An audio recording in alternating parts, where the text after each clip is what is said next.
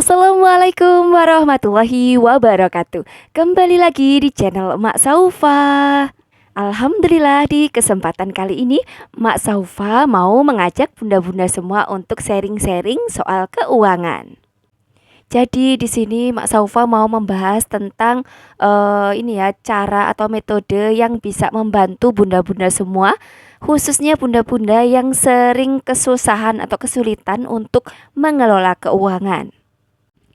Padahal tuh udah bikin budgeting, udah dikelola sedemikian rupa, tapi tetap aja kurang ya, tetap aja minus.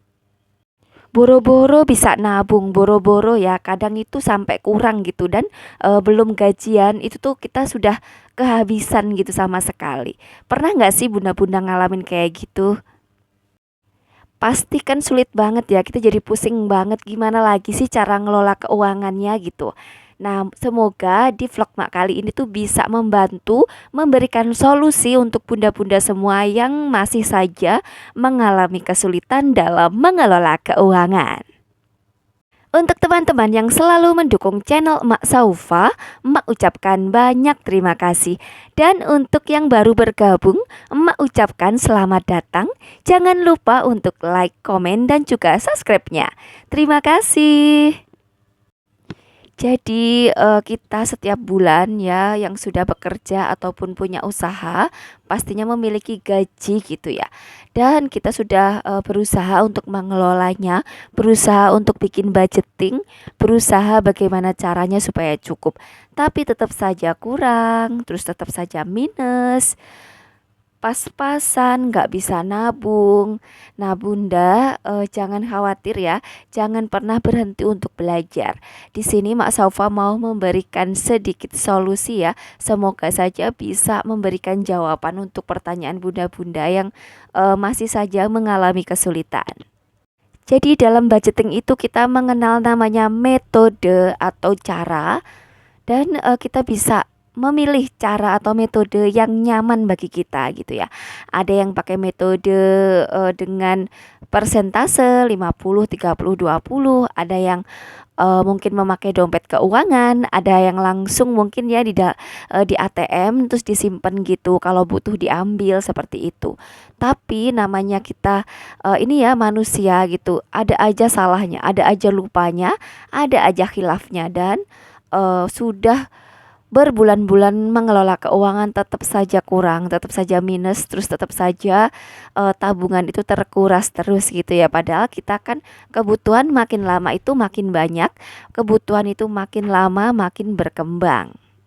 Bunda-bunda, tapi jangan khawatir, Bunda bisa memakai cara ini ya. Jadi emak menyebutnya metode merendahkan ekspektasi. Apa sih metode merendahkan ekspektasi itu, Mak? Nah, kira-kira gambarannya seperti ini loh, Bunda. Jadi kita mengurangi ekspektasi. Kita jangan pernah berharap kalau penghasilan kita gede, meskipun sebenarnya kenyataannya itu penghasilan kita gede gitu loh, Bun. Contohnya nih ya, kita seumpama punya penghasilan 4 juta rupiah. Kita bisa mengelolanya dengan 3 juta rupiah saja. Nah, jadi seperti itu ya. Meskipun gaji kita 4 juta, kita kelolanya 3 juta aja. Nah, terus yang 1 juta gimana, Mak? Nah, yang 1 juta itu bisa kita simpan, kita sisihkan ke rekening tersendiri atau rekening khusus. Bisa kita namakan namanya rekening dana cadangan. Jadi emak ulangi ya supaya bunda-bunda lebih paham. Jadi metode merendahkan ekspektasi ini cara kerjanya adalah kita menggunakan gaji kita itu tidak full sepenuhnya atau kita menganggap bahwa penghasilan kita itu di bawah penghasilan kenyataan. Jadi contohnya kita penghasilannya 4 juta, kita kelola 3 juta saja. Dan yang 1 juta itu kita sisihkan ke dana cadangan. Kita sisihkan ke rekening khusus. Tapi ini bukan tabungan ya Bun ya, jadi ini namanya dana cadangan.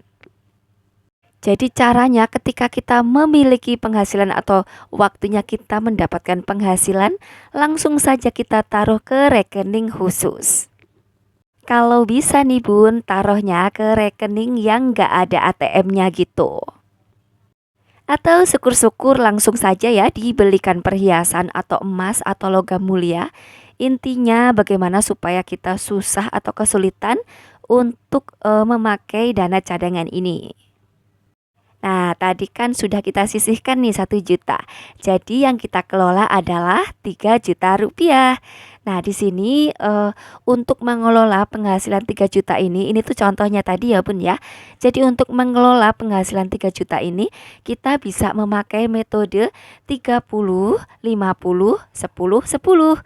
Jadi 30-nya ini untuk kewajiban, 50%-nya untuk kebutuhan, selanjutnya yang 10% untuk dana darurat, 10%-nya lagi untuk sedekah dan juga tabungan, seperti itu.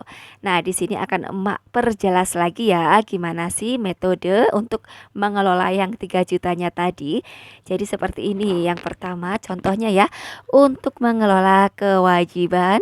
Di sini kewajiban itu kalau bisa jangan lebih dari 30%. 30%-nya dari 3 juta adalah 900 ribu rupiah. Jadi kalau bisa kita jangan sampai memiliki hutang atau memiliki kewajiban di atas 900 ribu rupiah. Yang kedua, kita gunakan untuk kebutuhan. Kebutuhan di sini ada untuk bulanan, mingguan dan juga harian. Di sini kita persentasekan yaitu 50% sebesar 1.500.000 rupiah. Nah, selanjutnya untuk dana daruratnya di sini 10%-nya dari 3 juta yaitu 300.000 rupiah kurang lebihnya ya. Nah, setelah itu kita bisa menyisihkan untuk sedekah dan juga tabungannya, dan sebesar 10% dari 3 juta yaitu 300.000 rupiah. Nah, kurang lebih seperti itu ya caranya. Jadi dari penghasilan 4 juta tadi, pertama kita sisihkan untuk dana cadangan sebesar 1 juta rupiah. Selanjutnya yang 3 juta itu kita anggap gaji kita sepenuhnya, yaitu sebesar 3 juta. Padahal sebenarnya 4 juta rupiah. Jadi yang 1 jutanya itu bisa kita gunakan untuk dana cadangan. Dari gaji 3 juta yang kita kelola tadi, seumpama kurang, pertama kita masih punya dana darurat sebesar 300 ribu. Yang kedua, kita masih memiliki tabungan, yaitu tabungan dan juga sedekah. Di sini bisa kita kelola ya berapa-berapanya. Nah, yang ketiga ini adalah solusi terakhir, yaitu kita memiliki dana cadangan tadi itu 1 juta rupiah. Tapi sebisa mungkin ya Bun, sebisa mungkin itu dana cadangan itu kita usahakan untuk tidak diambil-ambil gitu ya, biar bisa berkembang terus. Nah, ini nanti fungsinya untuk mengembangkan kehidupan kita. Bisa untuk mewujudkan cita-cita, bisa untuk beli rumah, beli kendaraan, untuk sekolah anak-anak dan lain sebagainya. Dan dana cadangan ini akan sangat-sangat berguna untuk masa depan kita. Jadi diingat-ingat ya Bun ya, apa tadi namanya? Metode merendahkan ekspektasi. Jadi seumpama gaji Bunda ini 2 juta, Bunda bisa kelola 1.500.000, yang 500-nya buat dana cadangan, seperti itu.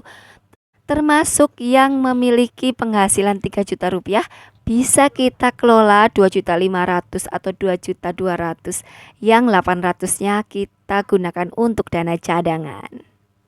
Jadi dengan mengelola gaji seperti ini, insya Allah nggak ada lagi namanya gaji kurang, gaji minus, nggak punya tabungan dan lain sebagainya.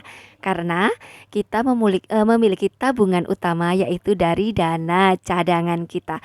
Dan sebisa mungkin dana cadangan ini dirahasiakan dan kita mengafirmasi sedemikian rupa supaya dana cadangan ini terus berkembang dan terus berkembang.